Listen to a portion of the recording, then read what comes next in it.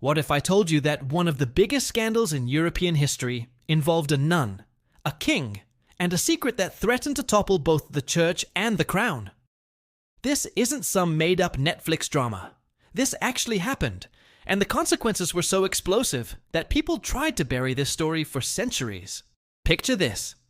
It's the late 1400s, and somewhere in a quiet convent, behind stone walls that were supposed to protect sacred vows, a secret was growing. Literally growing. Because inside those holy walls, a nun was carrying a child. And not just any child. This baby would have royal blood running through its veins, blood that could change the course of history. But here's where it gets really crazy. This wasn't some random affair. This was a calculated move in a game of power that makes Game of Thrones look like child's play. The father? A king whose dynasty depended on legitimate heirs. The mother? A woman who had sworn before God to remain pure and devoted only to the church. Now, before we dive into this absolutely wild story, let me set the scene for you, because understanding the world these people lived in is crucial to grasping just how earth-shattering this scandal really was. We're talking about an era where the Catholic Church wasn't just a religious institution. It was a political powerhouse that could make or break kingdoms. Popes crowned emperors, and excommunication could destroy a ruler's legitimacy overnight. At the same time, royal bloodlines were everything. I mean everything. The difference between legitimate and illegitimate children wasn't just about inheritance. It was about the divine right to rule, the stability of nations, and the fate of millions of people. Convents during this period weren't just places of worship.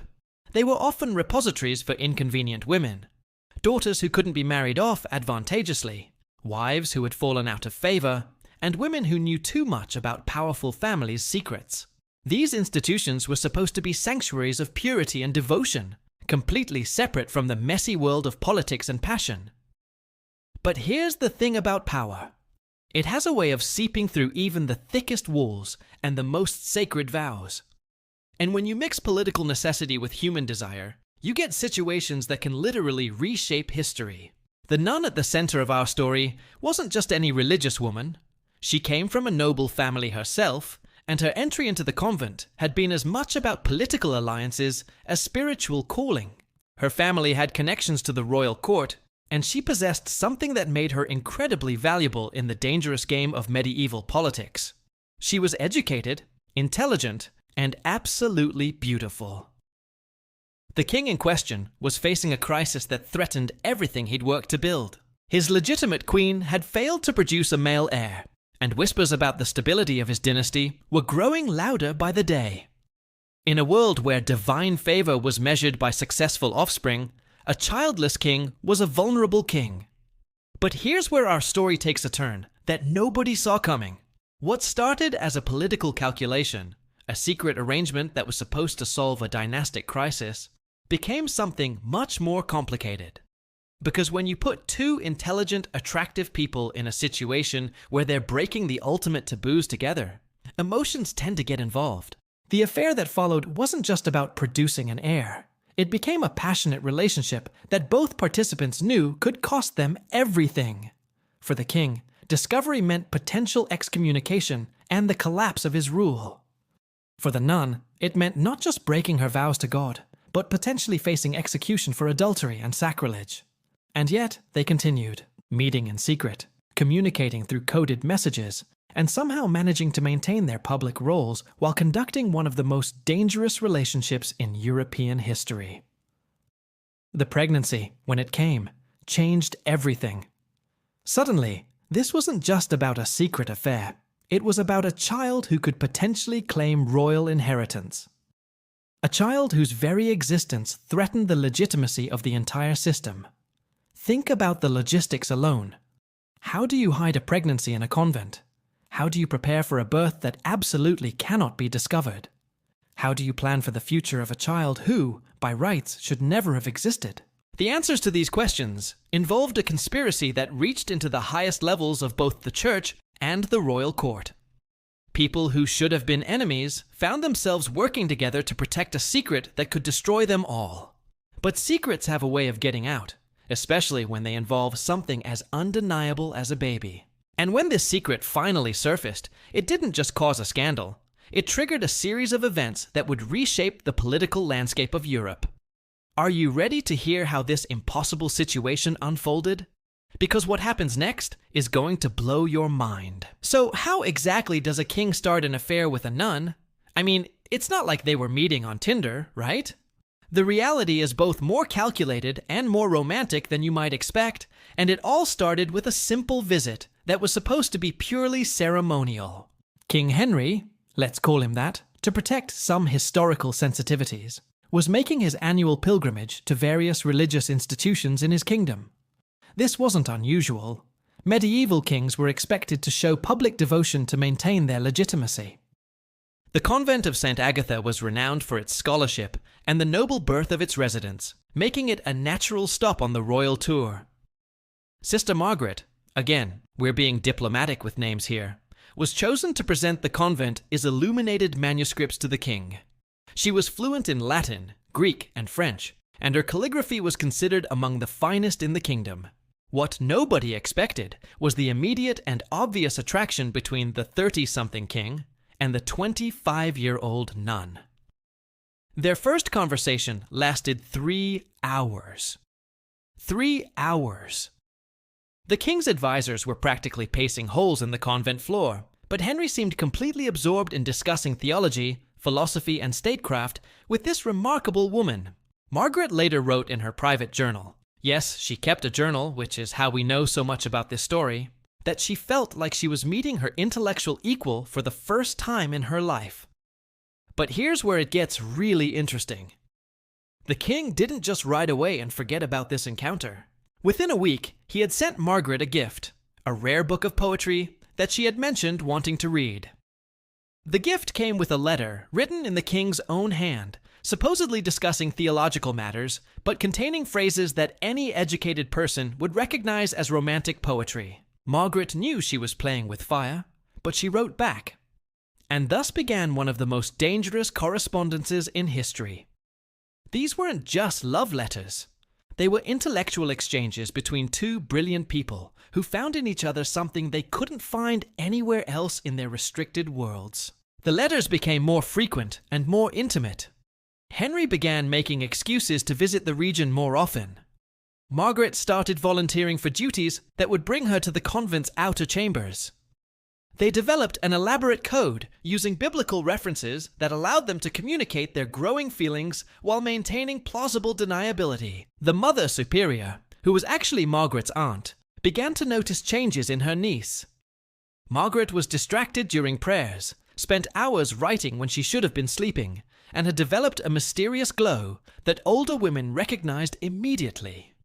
But the political implications of her suspicions kept the Mother Superior silent. For now. Meanwhile, Henry was struggling with his own conscience and his kingdom's needs. His queen, Isabella, had suffered 3 miscarriages and seemed unlikely to produce the male heir that everyone expected. His advisors were beginning to suggest that perhaps God was showing his displeasure with the royal marriage. In this context, Henry began to see his attraction to Margaret as potentially providential. The first time they were alone together was during Holy Week, when Henry made a spontaneous decision to hear confession at the convent. Of course, he specifically requested that Sister Margaret, known for her theological wisdom, be present to discuss certain complex spiritual matters with him privately. What happened in that chamber changed both their lives forever. Margaret later wrote that when Henry took her hand and told her he believed God had brought them together for a greater purpose, she felt her carefully constructed world of vows and devotion crumble. Henry, for his part, told his personal confessor years later that he had never felt more certain of anything in his life. Their affair began in earnest after that meeting. Henry would arrive at the convent under various pretexts, consulting about monastery reforms, discussing the education of noble girls, or seeking spiritual guidance during difficult political decisions. Margaret would meet him in the convent's library, the garden, or sometimes in a small chamber that the Mother Superior pretended not to know about. The physical relationship that developed was passionate, but also incredibly risky. Medieval convents weren't exactly private places, and the penalty for a nun breaking her vow of chastity was severe. For Margaret, discovery could mean being walled up alive, a punishment that was still occasionally used for the most serious breaches of monastic law. But love, or whatever you want to call this intense connection between two people who should never have met, made them reckless. Henry began staying overnight at the convent during his visits, officially sleeping in the guest quarters, but actually spending his nights with Margaret. She, meanwhile, began taking increasingly dangerous chances, once even smuggling him into her own cell. The inevitable happened on a spring night, when the combination of passion, opportunity, and pure human recklessness overcame all their careful precautions. Margaret conceived the child that would change everything. Neither of them knew it yet, but that night had just set in motion events that would shake two of Europe's most powerful institutions to their very foundations. Margaret knew she was pregnant before she missed her second monthly cycle. When you're living in a convent, your body is your own worst enemy when it comes to keeping secrets, and the signs were unmistakable to someone with her education.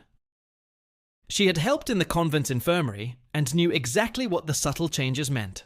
Her first instinct was panic. Pure, overwhelming panic. She spent an entire night in the chapel, praying for some kind of divine intervention that would make this impossible situation disappear. But morning came, and she was still pregnant with a king's child, still wearing the habit of a nun, and still facing the very real possibility of execution if anyone discovered her condition.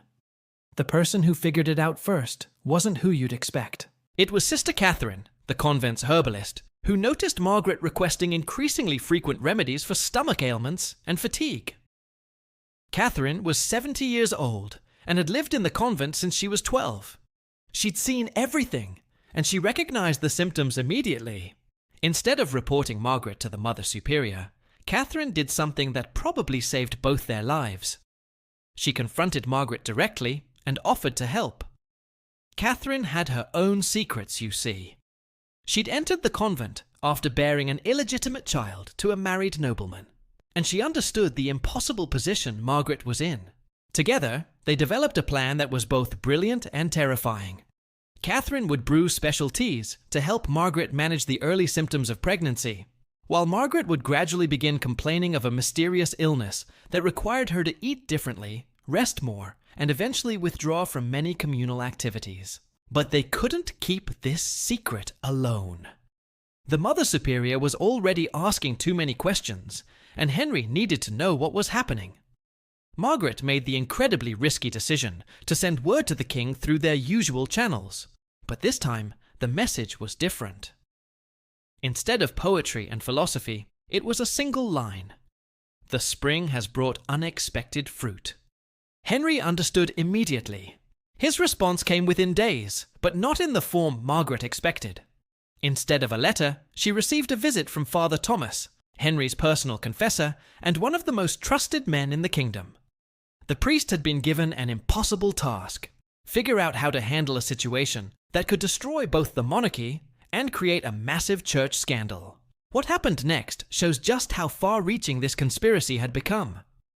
Father Thomas, after hearing Margaret's confession and assessing the situation, made a decision that went against everything he should have done as a priest. Instead of reporting the affair to church authorities, he agreed to help cover it up. The plan they developed was incredibly complex. Margaret would be diagnosed with a rare spiritual ailment that required extended periods of isolation and special care. The Mother Superior would be brought into the conspiracy, not told the full truth, but given enough information to understand that Margaret's health issues were connected to the royal family and required absolute discretion. Meanwhile, Henry began planning for the child's future. This wasn't just about hiding a pregnancy. It was about creating an entire false identity for a child who would have royal blood, but could never claim royal status. Property was quietly purchased, loyal families were identified who could serve as adoptive parents, and funds were secretly allocated for the child's upbringing and education. But here's where things got really complicated. As Margaret's pregnancy progressed, Henry found himself becoming more attached to both her and their unborn child. What had started as a political necessity was becoming emotionally important to him. He began making more frequent visits to the convent, supposedly to consult with Father Thomas about various spiritual matters. The Mother Superior, Margaret's aunt, was growing increasingly suspicious. She'd agreed to cooperate with Margaret's mysterious illness, but she wasn't stupid. The timing of Father Thomas's regular visits, the king's renewed interest in convent affairs, and Margaret's specific symptoms were adding up to a conclusion that terrified her. The breakthrough came when the Mother Superior discovered one of Henry's letters to Margaret. It had been hidden in Margaret's prayer book, but during a routine inspection of the nun's possessions, she found it. The letter was careful not to explicitly mention the pregnancy, but the emotional content made it clear that this was far more than a spiritual correspondence. Instead of immediately reporting the affair, the Mother Superior made a decision that showed just how politically savvy these religious women really were. She requested a private audience with Henry, not to expose the affair, but to negotiate the terms of her continued silence. That meeting changed everything. Suddenly, the Mother Superior became an active participant in the cover-up, but she had conditions. The child would be born in the convent, but then immediately removed. Margaret would complete a period of penance that would explain her withdrawal from normal convent life. And most importantly, this could never happen again. Henry agreed to all her terms, but privately, he was already planning something that none of them expected. He was beginning to think about legitimizing this child, which would require either annulling his marriage to Queen Isabella or finding some other legal mechanism to make his relationship with Margaret acceptable. The stage was now set for one of the most dangerous births in royal history. When Margaret went into labor on a cold December night in 1489, there were only 4 people who knew what was really happening: Margaret herself, Sister Catherine, the Mother Superior, and Father Thomas. The rest of the convent had been told that Sister Margaret was experiencing a severe spiritual crisis that required complete isolation and the attendance of only the most trusted members of the community. The birth itself was a nightmare of logistics and fear. Medieval childbirth was dangerous under the best circumstances, but giving birth in secret, with no proper medical assistance and the constant terror of discovery, made it exponentially more risky. Catherine had assisted with births before, but always openly and with proper preparation. This time, she was working with smuggled supplies and improvised equipment. Margaret later wrote that the pain of childbirth was nothing compared to the emotional agony of knowing that she would have to give up her child immediately. Every contraction brought the baby closer to arrival, but also closer to the moment when she would lose the only tangible connection to her relationship with Henry. The baby, a boy, which changed everything, was born just before dawn. He was healthy, loud, and unmistakably royal in his demanding presence. But there was no time for maternal bonding or celebration. Within hours, the child had to disappear. Father Thomas had arranged for a loyal family, the Blackwoods, to take the child. They were minor nobility with their own estate about 50 miles from the convent, and they had recently lost their own infant son to fever. The official story would be that they had taken in an orphan from a noble family that had fallen on hard times, a common enough occurrence that wouldn't raise suspicions. But Henry had other plans. When Father Thomas arrived at the convent to collect the child, he brought with him a letter from the king that changed the entire arrangement. Henry wanted to see his son before the child was taken away, and he wanted Margaret to name the boy. This was incredibly dangerous. Henry visiting the convent so soon after the birth increased the risk of discovery exponentially. But the king was insistent, and nobody was in a position to refuse him. The meeting between Henry and his infant son took place in the convent's chapel, with only Margaret, Father Thomas, and the Mother Superior present. What happened in that chapel became the stuff of legend within the small group that knew the secret. Henry held his son for the first time, and immediately declared that the child would be named Alexander, a name that meant defender of men, and had royal associations throughout European history. But more importantly, Henry made a decision that terrified everyone present. He announced that Alexander would not be raised as a simple ward of the Blackwood family, but would receive an education and opportunities that reflected his true parentage. Margaret, still weak from childbirth and emotionally devastated by the impending separation, found the strength to make her own declaration. She insisted that Alexander carry a hidden mark of his true identity. a distinctive ring that had belonged to her own noble family, which would serve as proof of his heritage if it ever became necessary to reveal his true parentage. The child was taken to the Blackwood estate the following night, but the separation nearly destroyed Margaret. She fell into a depression so severe that it actually helped the cover story about her mysterious spiritual crisis.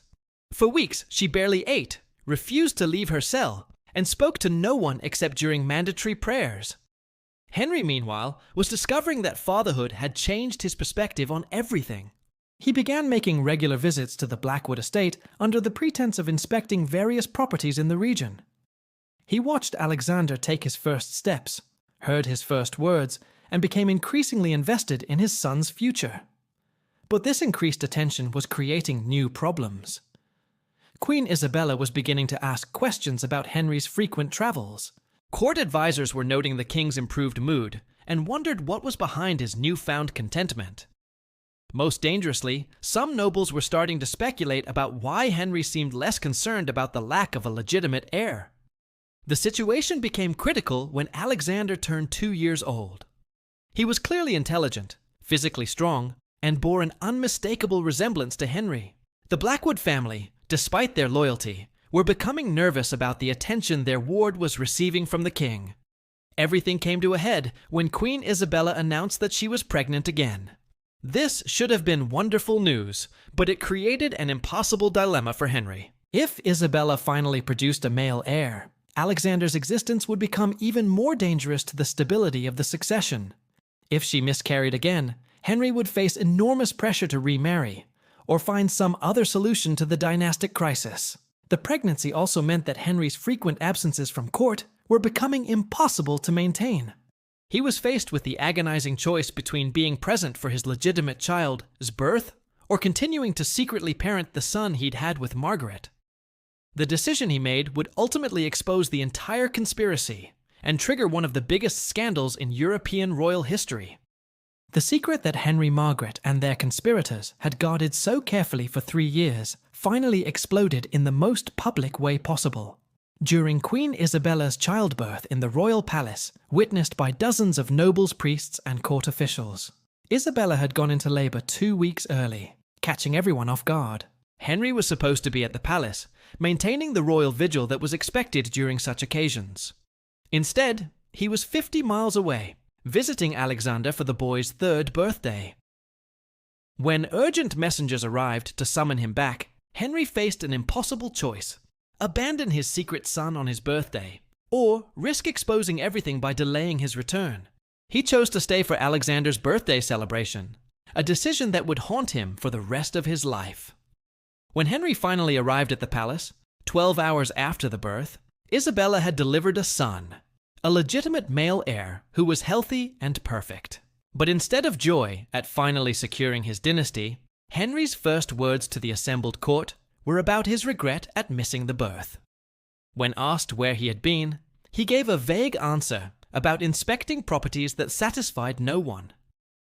The damage might have been contained if Henry had been able to control his emotions. But seeing his legitimate son for the first time while thinking about Alexander created a reaction that sharp-eyed courtiers immediately noticed. The king seemed conflicted about his own child's birth, which was so unusual that whispers began immediately. Those whispers reached the ears of Lord Chancellor William de Vere, Henry's most dangerous political enemy. De Vere had been looking for an opportunity to damage the king's reputation, and Henry's strange behavior around the royal birth gave him the opening he needed. He began a quiet investigation into the king's recent activities and whereabouts. What de Vere discovered was damning. Henry had been making regular visits to the same region for 3 years, always using different excuses. The Blackwood family had suddenly become wealthy enough to improve their estate significantly. Most tellingly, they were raising a boy whose age exactly matched the timeline of Henry's mysterious journeys. But de Vere was clever enough to know that accusations against a king needed ironclad proof. He began watching Alexander from a distance, and what he saw convinced him that his suspicions were correct. The child bore a striking resemblance to Henry, and displayed mannerisms that seemed remarkably royal for a supposed orphan. The breakthrough came when de Vere learned about Father Thomas's involvement. By bribing servants and following the priest's movements, he discovered the connection to the convent of St. Agatha. A few strategic conversations with disgruntled nuns who resented Margaret's special treatment revealed that she had experienced a mysterious illness that had required months of isolation exactly 3 years earlier. De Vere now had enough evidence to act, but he needed to be strategic about the timing. He chose to reveal his discoveries during the Great Christmas Court of 1492, when the entire nobility would be gathered, and the maximum number of witnesses would be present. The confrontation was devastating. During a formal dinner attended by Queen Isabella the royal court, and visiting dignitaries de Vere rose and formally accused King Henry of adultery, of violating his sacred marriage vows, and of fathering an illegitimate child with a nun, a crime that could result in excommunication. The hall fell completely silent. Henry's face went white, but before he could respond, de Vere produced documents, witness testimonies, and most damagingly, a detailed timeline that made the accusations impossible to deny. Queen Isabella's reaction was immediate and dramatic. She collapsed, whether from shock, humiliation, or political calculation, and had to be carried from the hall. The assembled nobles began murmuring among themselves, and within minutes the news was spreading throughout the palace and beyond. Henry tried to deny the accusations, but de Vere had prepared too well. When the king claimed that his visits to the region were purely administrative, de Vere produced records showing that no official business had been conducted.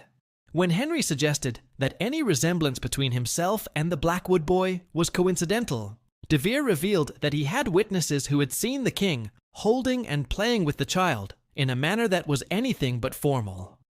The final blow came when de Vere announced that he had already sent word to church authorities about Margaret's situation. A formal investigation into the convent would begin immediately, and if the accusations proved true, both Henry and Margaret would face the most serious consequences imaginable.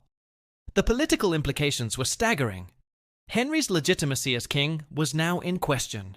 His marriage to Isabella was potentially invalid if he had committed adultery with a nun. The succession, which had just been secured with the birth of his legitimate son, was now clouded by questions about Henry's moral fitness to rule. But the personal costs were even higher. Margaret would face a church tribunal that could result in her execution. Alexander's future, carefully planned and protected for 3 years, was now completely uncertain. And Henry faced the possibility of losing not just his crown, but both of the women he loved and both of his sons. The medieval world was about to witness one of its greatest scandals play out in the most public forum possible. The immediate aftermath of de Vere's revelation was chaos that rippled across multiple kingdoms. Within days, the scandal had spread beyond the court to every major political center in Europe, carried by merchants, diplomats, and the primitive but effective medieval gossip network. Queen Isabella, after recovering from her initial collapse, made a decision that surprised everyone. She didn't demand an annulment or separation. Instead, she publicly forgave Henry, claimed that any indiscretions were in the past, and insisted that their marriage and their newborn son's legitimacy remained unquestionable. This was political genius disguised as wifely devotion, because it prevented Henry's enemies from using the scandal to question the succession. Margaret faced the harshest consequences. The church tribunal that investigated her case was swift and merciless. She was found guilty of breaking her sacred vows and was sentenced to spend the rest of her life in complete isolation. Not execution, but a kind of living death that satisfied the church's need for justice while avoiding the political complications that would have followed her martyrdom. But Margaret's final act was perhaps the most dramatic of all. Before entering her permanent isolation, she sent a letter to Henry that was intercepted by church authorities and became public knowledge. In it, she declared that she regretted nothing about their relationship, that Alexander was a gift from God, and that she would pray for both of her loves, Henry and their son, for the rest of her days. Alexander's fate was the most complex resolution of all. Henry couldn't acknowledge him as a legitimate heir without invalidating his entire kingdom, but he also couldn't simply abandon the boy. The solution was a medieval compromise that satisfied no one completely, but protected everyone's essential interests. Alexander was officially adopted by a distant branch of Henry's family, and raised with a noble education and substantial resources, but no claim to the throne. He grew up knowing his true parentage, but understanding that his royal blood was both his greatest asset and his most dangerous liability. The political consequences lasted for generations. Henry's rule survived the scandal, but his authority was permanently diminished. He ruled for another 15 years, but never again with the absolute confidence that had marked his early reign. His legitimate son eventually became king, but the whispers about royal illegitimacy continued to haunt the dynasty. Perhaps most significantly, this scandal contributed to broader changes in how European society viewed the relationship between personal morality and political authority. The idea that a king's private conduct could undermine his public legitimacy became more widely accepted, laying groundwork for later political developments that would ultimately limit royal power. Margaret died in isolation 23 years later, but her story had already become legend. Some versions portrayed her as a fallen woman who had betrayed her sacred vows. Others depicted her as a romantic heroine who had sacrificed everything for love. Both versions missed the truth. She was a brilliant, passionate woman who had found herself caught between impossible choices in an unforgiving world. Alexander lived to be 67, served with distinction in several military campaigns, and raised a family that knew the truth about their extraordinary grandfather. His descendants occasionally surfaced in historical records, usually during succession crises when any drop of royal blood became politically valuable. The story of the pregnant nun and the king who loved her reveals something profound about the tension between human desires and institutional power. In a world where duty, religion, and politics supposedly governed every aspect of life, these two people chose to follow their hearts, and their choice changed history. Their scandal reminds us that behind every crown and every sacred vow, there are human beings capable of both transcendent love and catastrophic decisions. Sometimes those decisions reshape the world in ways that echo for centuries.